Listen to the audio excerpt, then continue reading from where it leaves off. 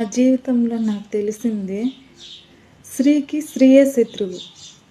ఎందుకు ఈ మాట చెప్తున్నానంటే, ఒక స్త్రీ ఇంకో స్త్రీ పైన దుష్కారణంగా సమస్యలు రప్పియడం, ఆమెని బాధ పెట్టడం, ఇబ్బంది పెట్టడం, ఈ విధంగా ఆమె ప్రవర్తించడం జరుగుతుంది.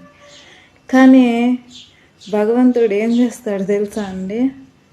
ఆమె ఏం చేస్తుందో ఆమెకి తిరిగి వెళ్ళడం ఖచ్చితంగా జరుగుతుంది అనేది నమ్మకం.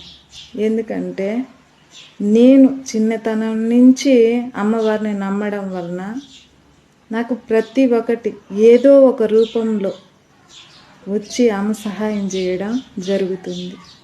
ఇది నిజం. ఎవరు నమ్మని నమ్మకపోని నా మనస్సాక్షి నాకు చెప్తుంది. ఇది నిజమండి.